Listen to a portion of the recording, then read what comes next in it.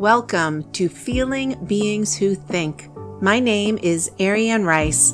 I am an ordained Episcopal priest and leadership coach, and I host conversations with professionals in the church and outside the church to talk about leadership, spirituality, and how we live into who we are becoming in our work and in the world.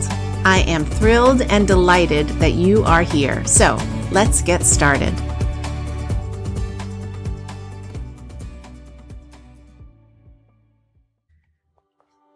What are some of your expectations these days? Are those expectations about you yourself, how you might respond, react, or move through this day? Or are your expectations conditional?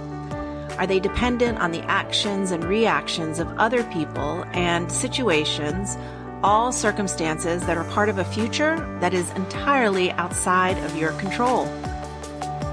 It is December, and that's why I'm asking the question, because for many of us, it is a season of heightened expectations. The expectations that the holidays bring, maybe time spent with family and friends, maybe time that you expect to be alone. And of course, there are a lot of expectations around the giving and receiving of gifts.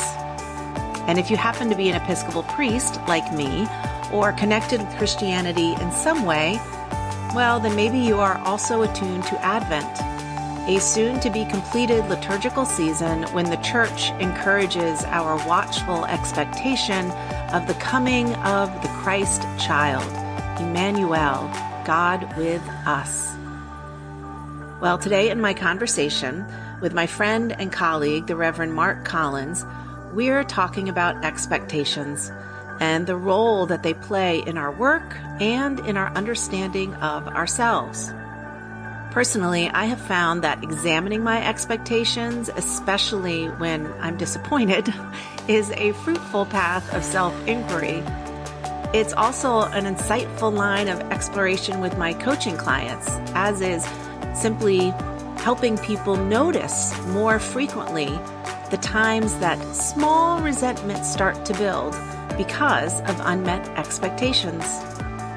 Both the feelings when we're let down and even noticing the expectations we have of a future event, well, those things, they teach us about who we are and how we see our world.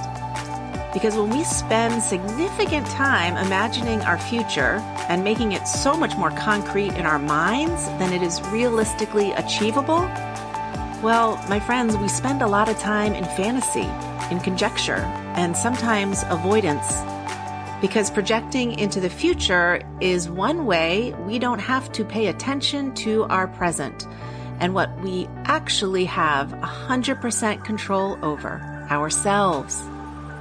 So, wherever you are and whatever your expectations are of the days ahead, I hope this conversation prompts some fruitful and self-compassionate inquiry for you.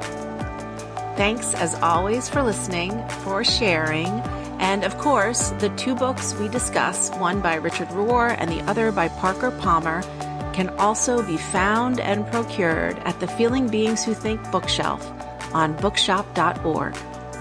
And with that, let's get to today's conversation. Well, hello there, Father Mark Collins. Hello, Mother Ariane Rice. I love how you do that. I know. I don't like it at all. How are you today? I'm good. I'm pretty good, actually. It's a Monday. It's a day after day.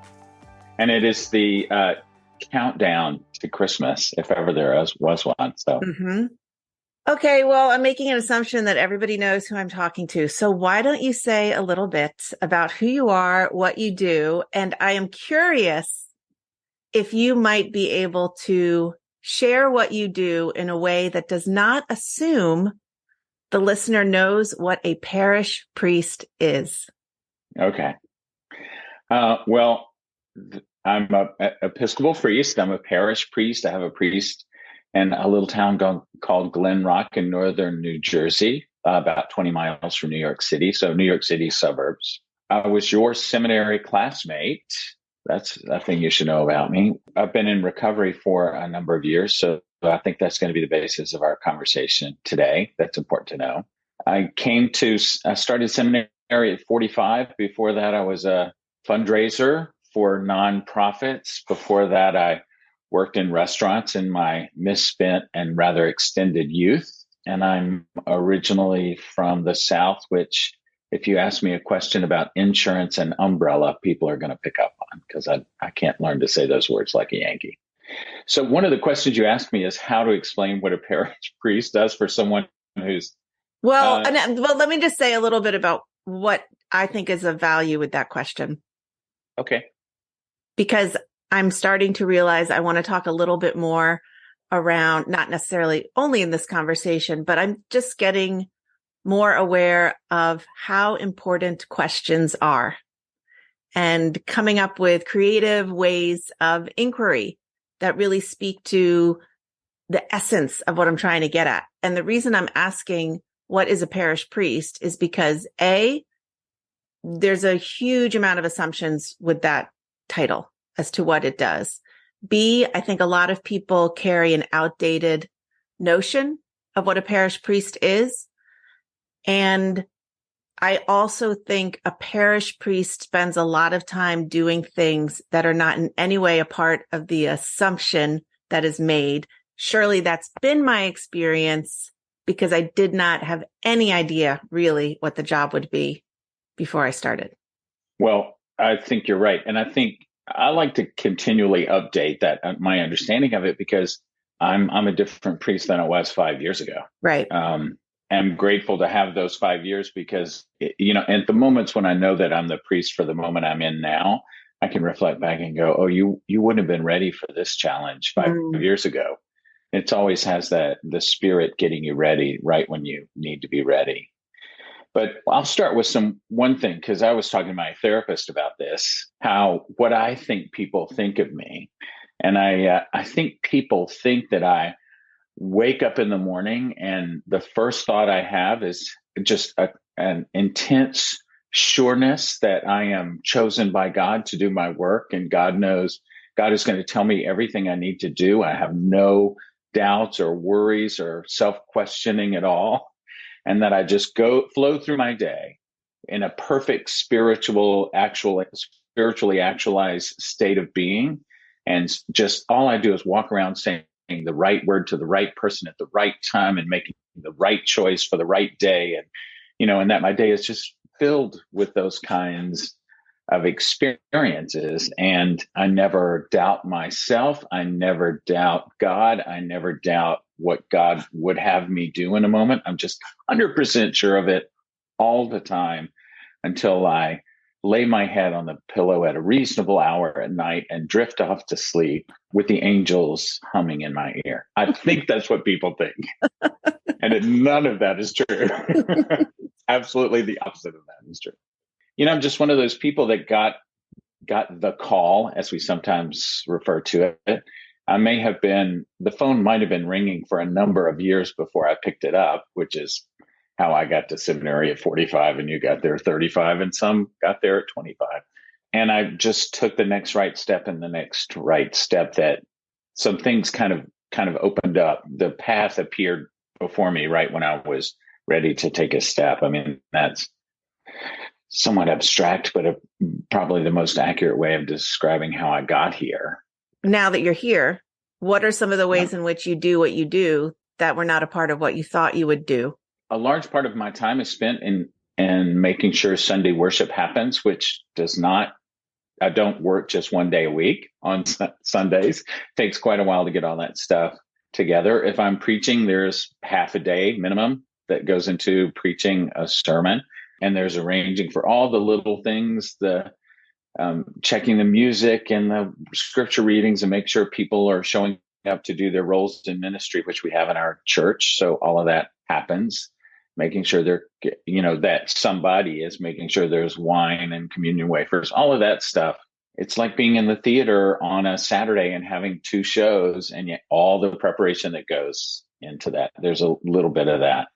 And then the rest of the time, I'm trying to pay attention to where people are at, what people are telling me and showing me about where they're at, responding to their questions, or whether they're asked or not, and just kind of be a presence. There's a fellow in the Episcopal Church called Chuck Robertson, and he talks about how our main job is carrying the sacred bundle, reminding people what we hold to be holy, what is sacred, and showing it to them, taking care of it for them.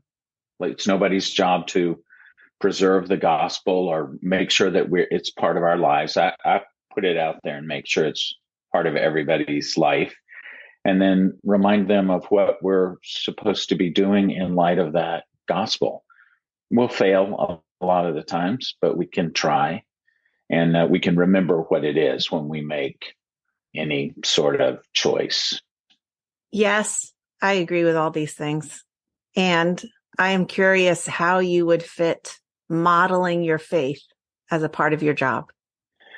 My parish is involved in this big process. We're having a capital campaign, and we're renovating a preschool space that closed during the pandemic. So we're talking to architects and people who make loans and all that kind of stuff, repaving a parking lot. How many paving classes did you get in seminary area? We got, I have no idea about how to do all that stuff. So one of the things I'm trying to do in that process is remind people that we're not supposed to know these things, that it's okay to ask for help. It's okay to bring ourselves to our answers and say, does this sound right? Does this seem authentic to us? Does this seems like the right thing? And one of the things I find myself doing a lot is reminding people that we can rely upon and have faith in God's goodwill towards us. It's so many times, I think, that, especially in my part of the world and what time we are in human history, that people think they do work by catastrophizing possibilities. Well, if we do that, this could go wrong. And if we do that, that could go wrong. And we're in not the most affluent place around, but a fairly affluent kind of place. It's like you've had a lot of things go your way to be where you are and live in this kind of place with these great public schools and things like that. So why is it that you think that you're being a realist, or you're being cautious if you expect catastrophe? Let's expect God to be on our side and in favor of us. And that, I spend a whole lot of time doing that. Now, do I sometimes need to do that for myself first thing in the morning when I wake up with the scaries in the morning? Like, what am I supposed to do? Oh my gosh, somebody made me a priest while I was asleep. But there's a nice rhythm for me and with doing for other people, and then finding that the truth that comes out of my mouth on some occasions is the truth I most needed to hear myself. I like the reminder around supporting the idea that the good will come, because catastrophizing, that is a word that I learned in 12-step circles as a member of Al-Anon. I don't know if that's where you first learned the word in your 12-step journey. I can't remember where I picked it up, but it's come fairly recently too. I think we're looking at how so much of our country is gripped in this fantasies of catastrophe awaiting us when we're some of the richest, most well cared for, well-fed people in the history of humanity. And somehow people are enticed by this idea that it's all about to fall apart. Well, I mean, there's just like an ad revenue around that, right? And but like when I was first understood what catastrophizing was, it took me a little while to understand the difference between catastrophizing and planning. Yeah. Say a little bit about what the difference is. Well, for me, planning is planning my actions, maybe a step or two or three ahead, especially in a project like renovating a building and reopening a preschool. We have to look pretty far down the road. So that there's a great image in a Russell Crowe movie called Master and Commander, where he's a ship captain in the Napoleonic Wars, and they just captured a big ship and it's a big victory and the crew is celebrating. And the captain's at the rear of the boat with a telescope watching the next different ship that's following them that will attack them next. So part of my job in leadership is celebrating when we have a victory, and then looking at the next thing and looking at the next thing. And I do that a lot. But catastrophizing is not planning my own actions, but thinking I magically know what terrible thing is going to happen to me as a result of my actions. That's the difference. I can only be responsible for my choices and my actions. And I have no idea how anybody else, any institution or person is going to react. I think we all do it to a degree. Those of us in 12-step tend to do it more often because, if you plan a catastrophe around every corner, then there's really no reason for you to get off this bar stool and do anything about your life. You can stay right there. Everything will be a catastrophe. Well, and you also, I think, when you talked about modeling asking for help, I think we catastrophize asking for help. We really think it's going to be the end of the world if we don't shoulder something solo. I can't remember when it was. I think I was involved. Actually, this is part of my history. I went to a vocational education program for people in recovery, because oftentimes people can get sober, but they can't get their work life sober. It takes a little special. It's sort of a special. Okay, project. I want you to talk about that, because also vocation is a big part of this conversation for me. Just a spoiler alert. Topics for today include the holiday season, resentments, vocation, and our faith, and how we feel about all these things. And we'll be talking from now until Christmas, cover all those topics. But yeah, there was a program. I got sober in New York City. There was a state program called Employment Program for Recovering Alcoholics to kind of address this need many of us had. I was 8 years sober and still waiting tables in restaurants that were highly alcoholic. Not all restaurants are like that, but the ones I was working in was, what a surprise. I wonder how that happened. We did a lot of work on exploring vocations. Interestingly enough, it said the results of those, what color is your parachute test, said I should be either a priest or a poet. And I went out and bought a rhyming dictionary because it didn't occur to me that this could be a possibility. But that's another story. Tell me a little bit about that program, which was helping you use 12-step spirituality in terms of supporting your vocation.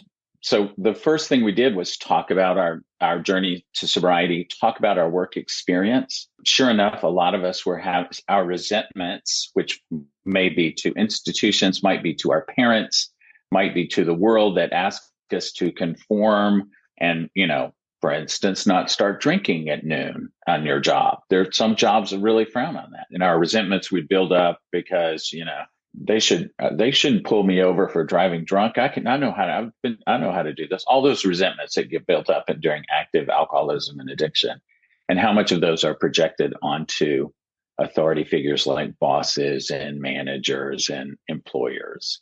But I want to go back before to where you think resentments come from in the first place. Right. Okay. So little preamble then. 12 step. I keep thinking lately about the 12 days of Christmas and 12-step spirituality. They're not unrelated. And I came to this, and I'm going to read a quote in a minute, actually, from Richard Rohr's book, Breathing Underwater, Spirituality and the 12 Steps, which was probably the first time it occurred to me that 12 steps could be applied more broadly and connected to the, human flourishing. Resentments don't just come when you start drinking, or resentments don't just come when you start recognizing what your addiction is. Where do you think resentments come from? Why do some of us need to drop a rock, as one book says? Well, there's a lot to unpack here, but I think resentments come from expectations. If I expect something of you and you don't deliver, I might cop a resentment to you. If you have an expectation of me, and whether it's a reasonable expectation or not, and I don't want to fulfill it or fail, I may get a resentment against you from expecting sometimes something extraordinary, but often something quite ordinary from me. All expectation is trying to live in another moment other than the present. And I think for people with addictive issues, or who grew up around people with addictive issues, learning how to negotiate the present moment Not a big life skill we come away from. We often we either are or surrounded by people who are, taking substances to escape some of the more complex feelings they're having in this moment, or they're numbing their anxiety about the next moment and not living in this moment. That's a gross oversimplification, but some of that is true, I think, in a lot of cases. So when I have an expectation that of someone else and they don't deliver, or someone has an expectation of me and I don't deliver, can't deliver, sometimes wasn't even aware that expectation was being put on me, then I can get a resentment about that. So a lot of it originates, I think, in expectation.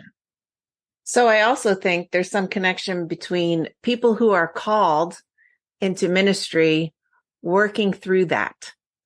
I think one of the reasons why seminary can be so fraught, so emotionally fraught for us, is it certainly was in my experience. I was in a group of people that were highly activated, and we had this expectation that we were supposed to be, by the time this 3 years was done, we were going to be completely holy, know the answer to every Bible quiz question. We were always going to be able to respond, or people were going to expect us to do that. So that period was really, really fraught with a lot of anxiety and expectation and self-doubt. But one of the things it gets around to the first question that you came to, which is, what is my expectation of what a parish priest does, and what is the reality, and how am I going to meet these challenges? And that for me is one of the 12 steps is so helpful. The first one talks about being powerless. I'm essentially powerless over the will of God, the fate of a parish community, whether people are going to be open to my ministry or not. I'm powerless over that. And the second step is to believe that there is a power greater than myself. And the third step is to turn my will. Our will probably belongs in a discussion about resentment in some ways we might discover, but turn my will over to the care of a higher power as I understand that higher power. The way that I kind of try to do my job as a recovering person, I can't not work those first three steps on my vocation as a priest.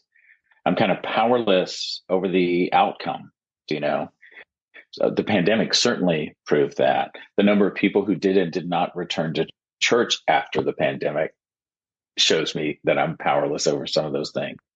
It's not I can't pray it. I can't work hard enough. I can't will it to happen. And to realize that there is a God in charge of this, and to take whatever my will is, my expectations, my hopes, my desires, my dreams, and sort of let go of them and let God handle them is how I work those steps on my vocation. So one thing I am hearing is around the word power. I do think the phrase I am powerless can also wait a minute, I'm not powerless. I get lots of things accomplished. But what I'm hearing is you're powerless over outcomes. You're powerless over all the things you don't have control over. Is that right? I am 100%, and I am the only one who has any power over myself.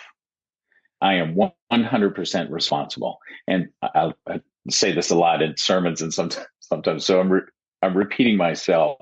But the thing to remember about responsibility is it's just those two words, responsibility. I have 100% of the power of the ability to respond to whatever happens in the world. If it's raining today, no one is going to hand an umbrella into my hand for me. I have to get an umbrella and open it up and carry it over my head. All of those type things in every level, I am 100% power. I have 100% of the power. I'm completely powerless over how people respond to that, whether they greet it with joy or they greet it with their own resentment, or it wasn't an expectation, or things like that. I'm kind of powerless over my success with the actions I take. The only actions I know that are 100% successful is if I put up an umbrella, I'm going to get less wet. If I'm hungry angry and eat something, I won't be hungry anymore. It's a very limited view of my own power, but there are some more complicated things. I have the power to not take anything that happens to me today personally, because I'm telling you, the person in front of me who doesn't use their turn signal is not using their turn signal at me. So, although I can on occasion take it personally. Well, we all do. And that's one of the things that I love about talking about this, because I think the best work, if that's the right way to say it, the best work around becoming a person who notices and heals from the detriment of resentments and resentful feeling and thinking is to notice how small, like it really is the person for me who forgets to put on their blinker when they're in front of me or when they make the turn and I'm waiting to turn out and they've forgotten. And it is that it's less than a nanosecond of thinking that person actually was thinking about me when they did an action to piss me off. When the reason that it pissed me off and I can't wait to figure out which way they're going is because probably I didn't take enough time to get myself ready, get out the door to get where I needed to go, because that's a whole kind of thing. But listen, but Ariane, I live in northern New Jersey. We've got some of the most, let's put it, competitive traffic in the world. So I try to remind myself when I get in my car that I forgot to send the memo to tell everybody that Mark has some important things to do. So please follow all of the traffic regulations, right? I try to remember when I drive out of my driveway, this may not be everybody's best driving day. So you can prepare yourself a little bit for the world, that the world is going to operate in and of itself without you as the focus. Okay. So number one, prepare. That is one of the key phrases of the season we are in right now, and connected with this idea that we have chosen, been called, whatever language to use there, or both and, into a profession that is public facing. And there are so many things we don't have power over, including even what success is, because theoretically success is not the same in a nonprofit that it is in a lot of other organizations in our world. Measuring success is just phenomenally challenging, I feel like, in the parish setting. So this idea of vocation is very compelling to me as of late. As you know, I went to a conference not too long ago through the Episcopal Church, a Credo conference, and really dug deep into the word vocation and the idea that it is a both and. It is something that you move towards and are called towards, but it's also a gift given to you. And it's also something that's called out of you. And what's more recently been coming to light for me is the way in which your vocation is taught to you over time, if you are open to looking back and learning. And some of that has been inspired by Parker Palmer. And I have his book here, Let Your Life Speak, Listening for the Voice of Vocation. And I want to read you this quote. In this part of the book, he is talking about having that conflict within yourself with vocation where you feel like you should go into something because it's the morally right thing to do, or it's what you think might be expected of you. So here's the quote.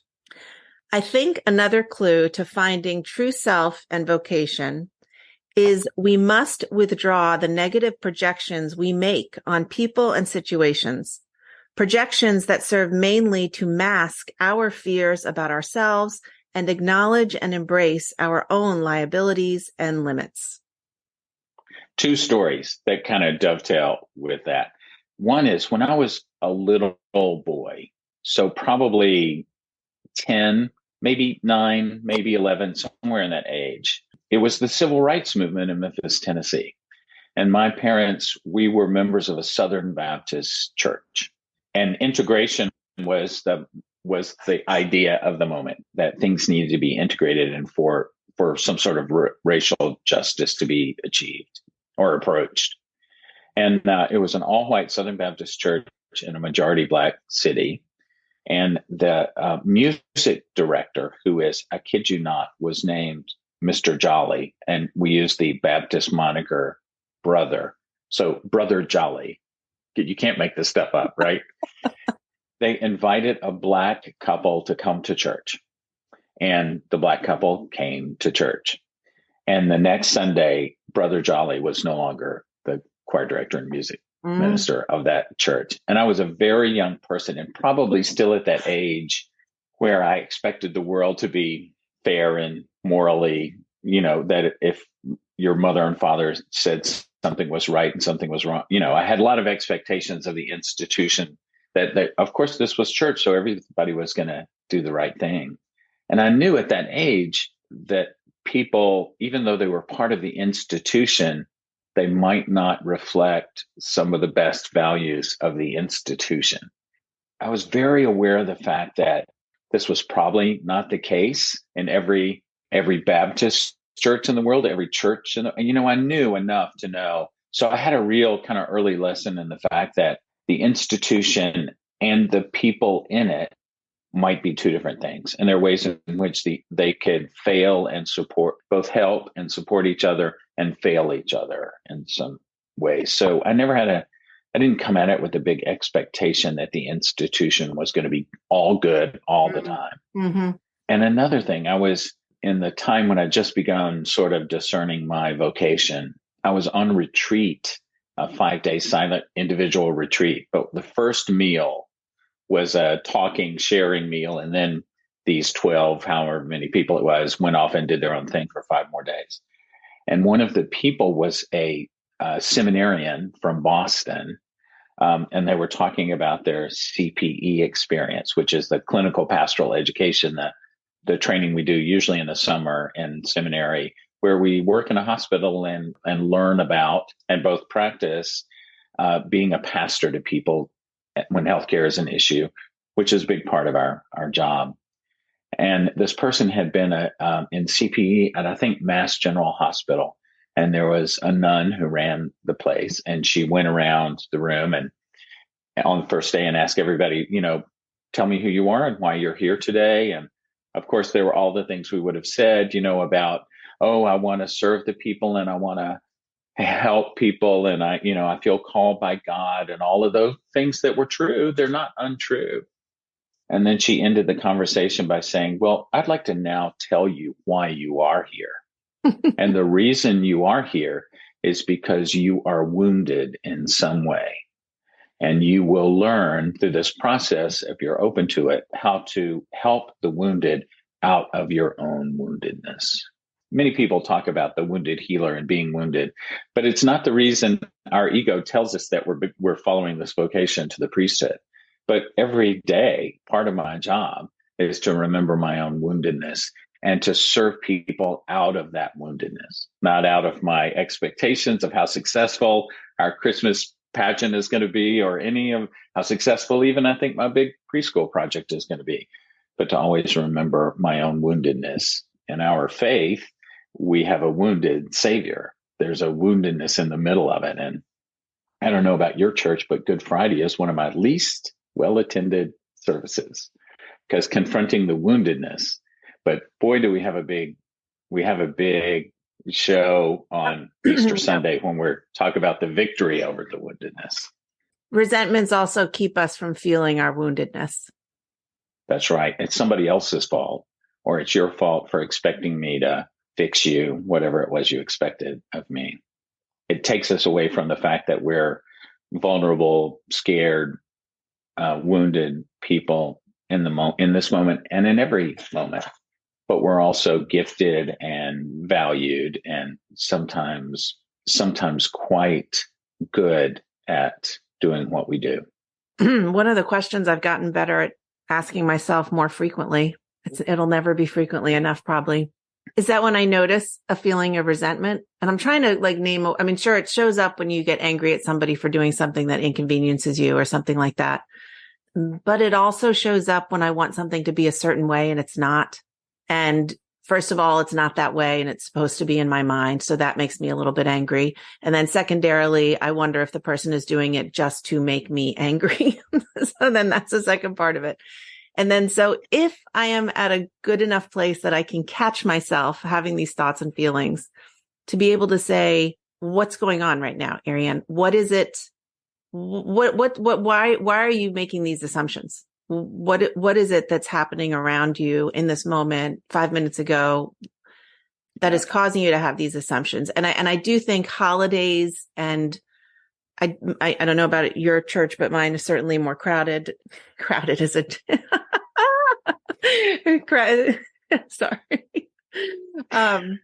There's more people attending. It's all good. I laugh just because, first of all, the nonstop obsession with how many people sit in the pews of our churches is, it is starting to become laughable to me, to be honest.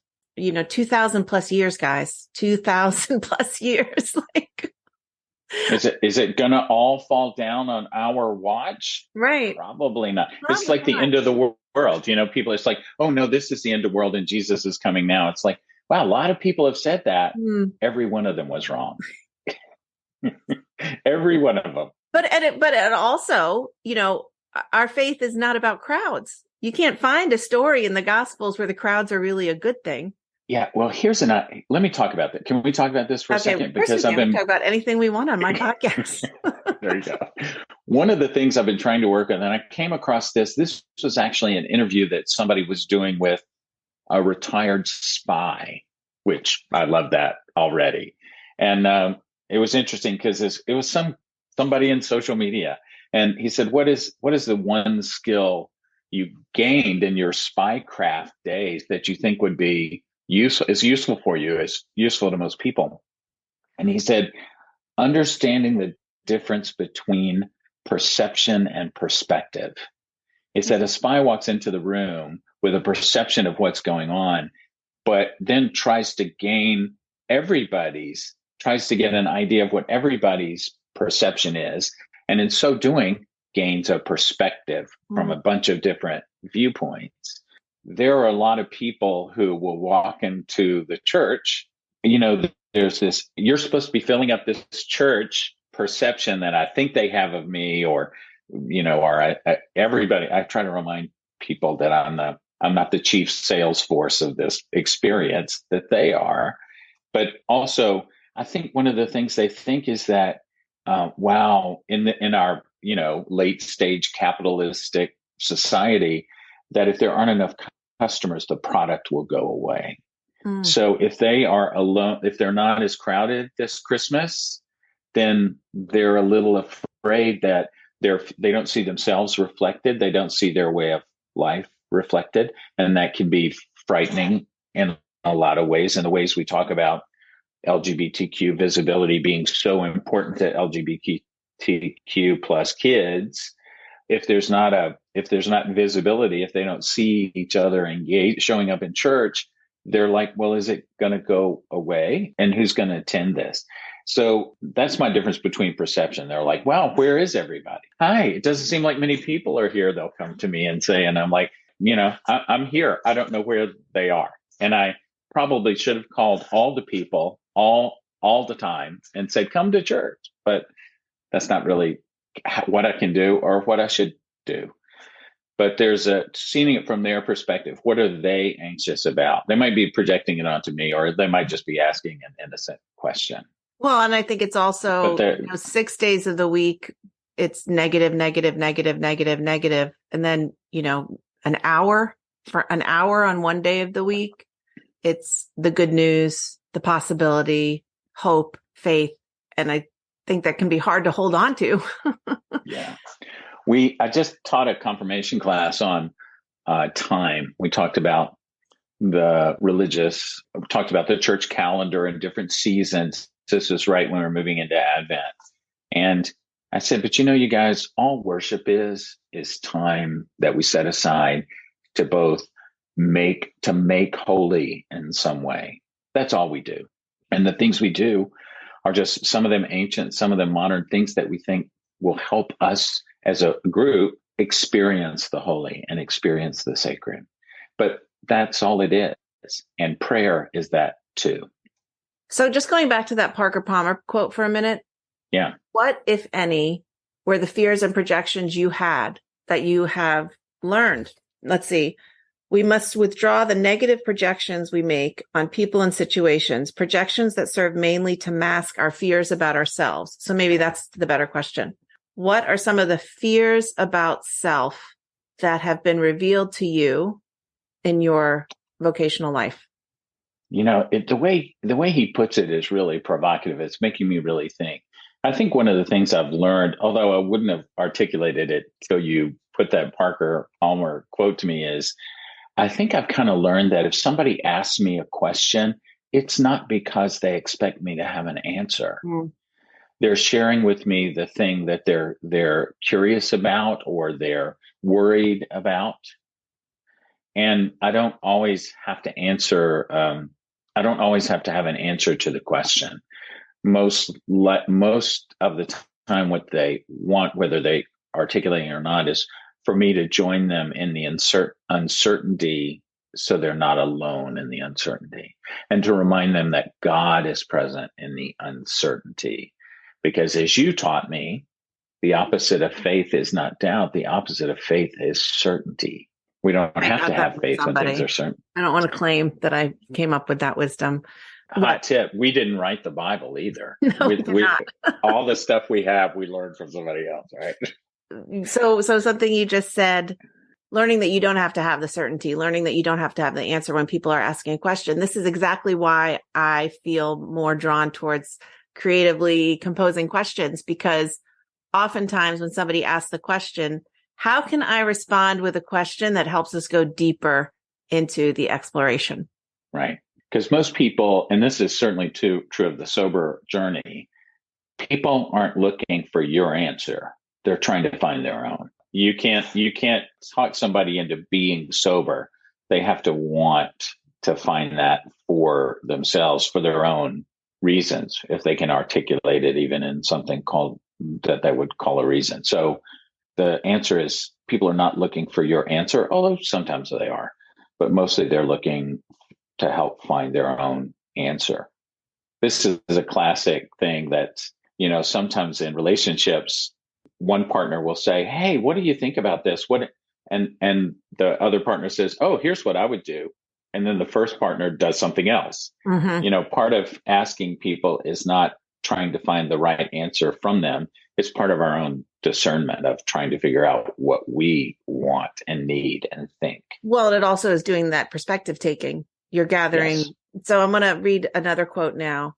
And I'm curious about if you could apply it to like this time of year, because I did want to have this conversation in this December timeframe. There's a word around Thanksgiving, Christmas, New Year's in 12-step. In 12-step, I think in the official literature somewhere, it says it's a threefold disease. It's a mental addiction, physical addiction, and spiritual issue, which is very much the 12-step approach. But a lot of times in 12-step, as we approach this time of year, which can be really fraught for people trying to maintain sobriety, we joke and we say it's a threefold disease: Thanksgiving, Christmas, and New Year's. Because on those holidays, Thanksgiving, you usually encounter family, some of whom may support your sobriety, some of whom may not, sometimes when there's alcohol and other substances available. Christmas is all about expectation. And am I going to get what I hope for? Am I going to get my dreams fulfilled finally?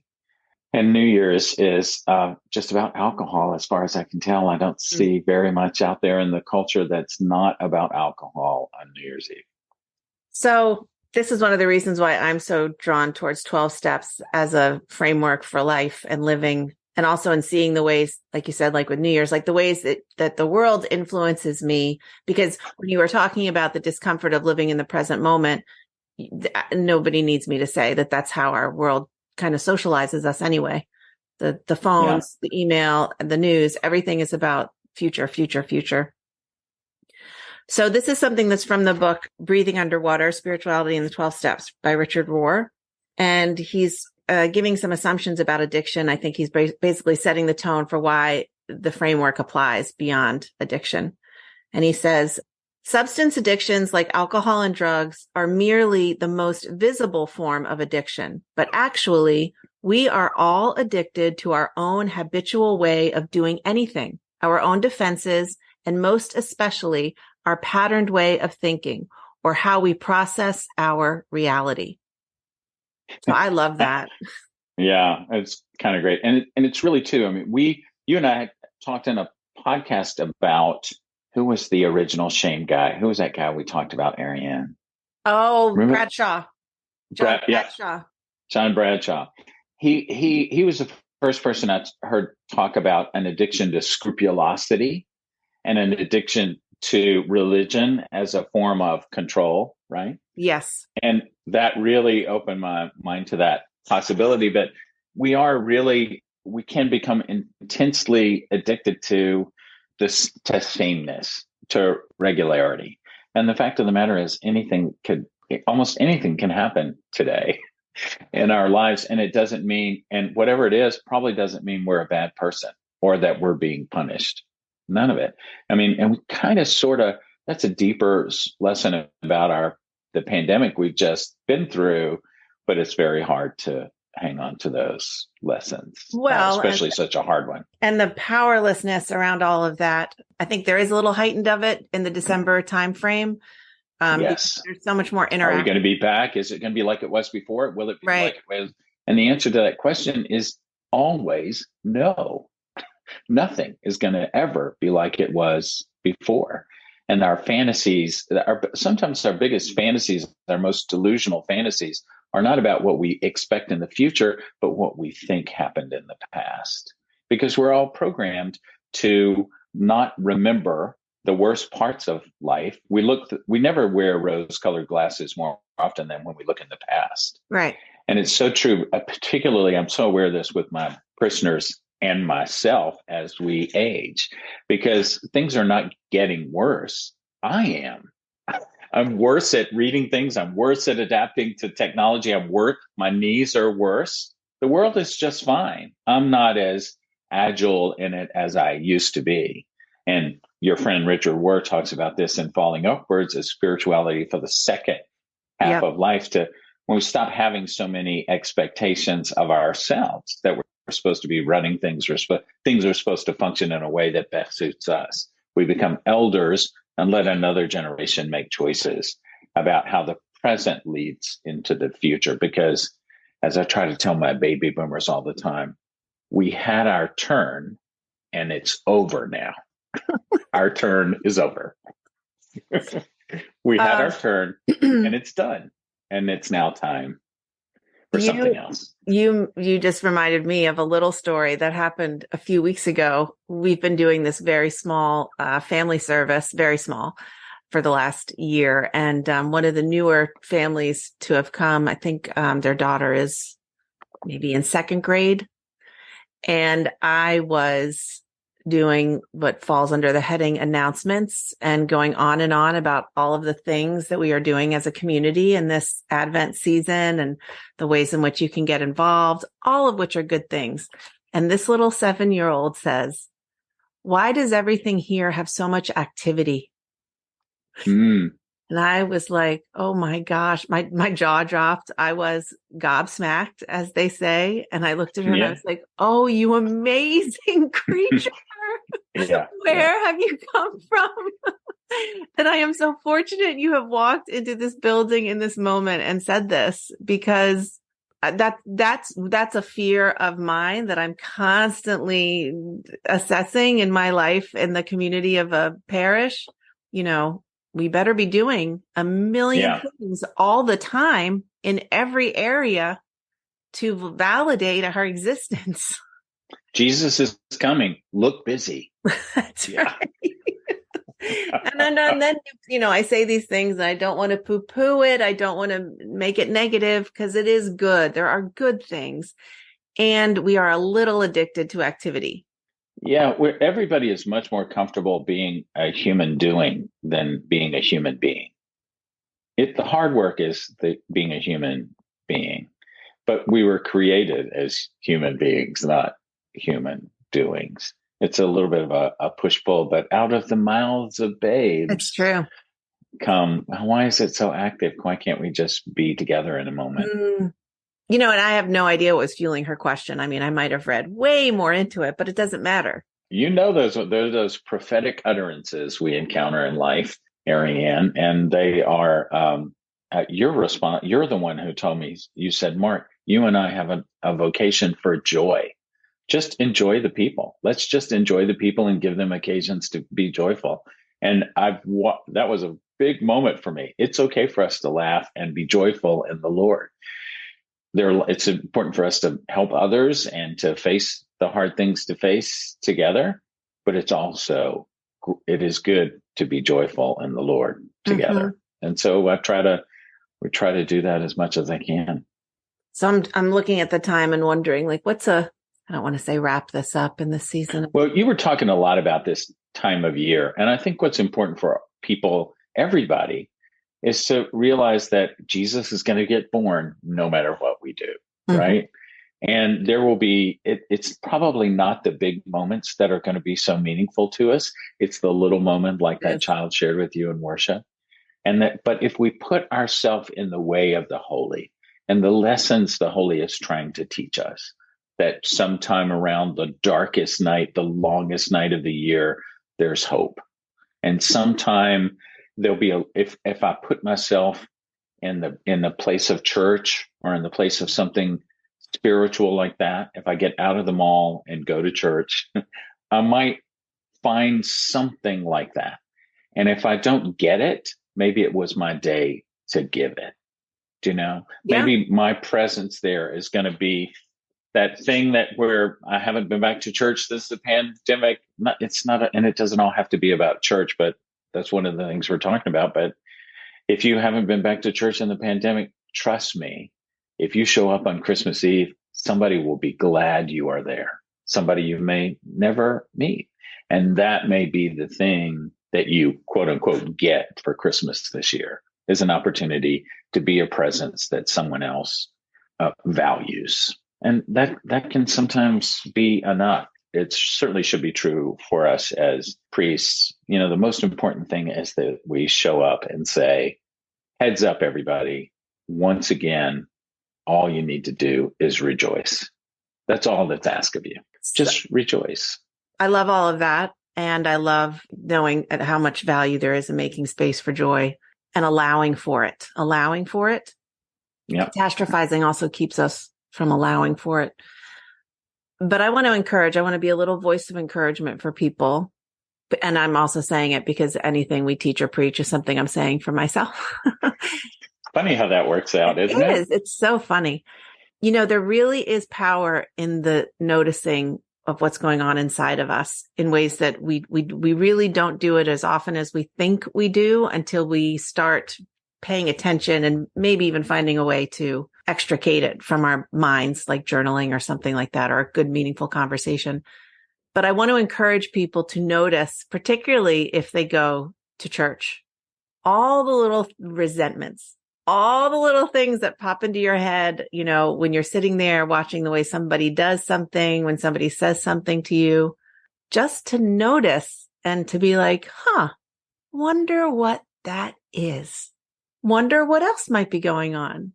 You know, just the tiniest invitational way of getting curious about the resentful thought that pops into your head when somebody does something or says something.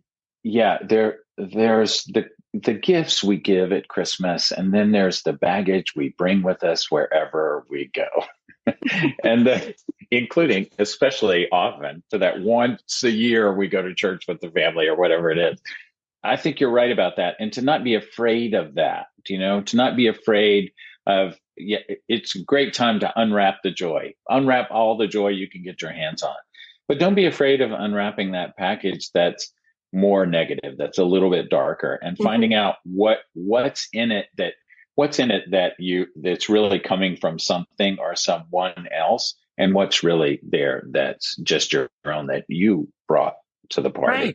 Because that's an endless kind of thing. And it's I think the thing that is important for people to know is that will be one of the richest veins you will mine over a lifetime, is looking into not just the good stuff that people say about you or you feel about yourself or you find in other people. That's great. But sometimes that resentment, that negative energy, that vein in the rock is a very valuable one to mind, because we learn so much about ourselves. We learn a lot about things that happened to us that were more serious than we took them, that were really approaching this word gets overused a lot now, but it's things that we experienced as traumatic that might still be affecting how we see other people and ourselves today. And because sometimes that resentment, the negative stuff, is keeping us from the sadness and the sorrowful and the grief and the hurting things that we have never allowed ourselves to simply feel through. Right. Yeah. Almost. Yeah. Fear and anger. There's almost always some sort of sadness underneath it. But at the end of the center of the lollipop of that sadness and that grief is always joy. It really has been for me. I mean, I just showed up to help my dad move into memory care, which everybody was like, oh, that's going to be so hard. It's going to be so difficult. It's going to be so painful. And because I'd been doing all this work about my relationship with my dad, it wasn't any of those things. I was just so happy to be able to help this person who wasn't always the most helpful person to have as a dad, but who did the best he could. And I have to say that was a much more lighter trip because I didn't pack my baggage or bring it with me. All of that dad baggage I kind of worked out. And so the center of the lollipop is always a joy and a peace and a being able to show up for things and finding real meaning in things that might be scary otherwise. Okay, so last question for each of us, and I'll give you the last word, so I'll share mine first. What is the joyful, what are you most joyfully, I don't want to say expecting in a negative way, but when I have the good imaginings about the couple of weeks to come, I just love the last service we do on Christmas Eve. I love that Christmas Eve service. I love that I feel a little off and weird because it's nighttime and that's not when I usually do church, and it's strange. Right. And I'm tired, and it's harder for me to do everything I do a lot easier in the morning.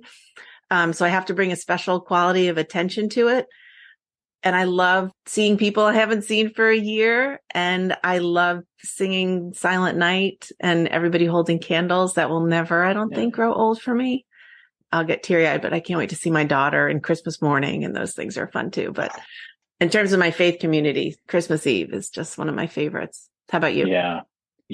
Something that I'm looking forward to, which is not quite the same thing as an expectation because it's part of this experience for me every year. We've been doing this for a number of years now, is no matter what happens or what goes wrong and what goes right or whatever does, I know that by the time I lay down at the end of Christmas Eve, my cheeks hurt a little bit because I've just been smiling the whole time. Yep. And it's not because I'm so happy, but I am. I'm happy to see people. People are happy to see me. The going out the church door and saying, Merry Christmas. It's an occasion of joy. So no matter what happens, I know I'm going to go to sleep with my cheeks. I've been smiling too hard for so long. And you know what? I think that could be anybody's experience on Christmas Eve if you just show up for it and let it happen that way. Well, thanks for showing up and letting this conversation happen the way that it did and it does and it tends to. Thanks for asking me. I always love doing this. I always love doing it. Thanks, Ariane. And I hope you have a very, very joyful, merry, and happy Christmas. And a blessed Advent till we get there, and all full 12 days of joy to you too. Thanks. Till next time. Till next time.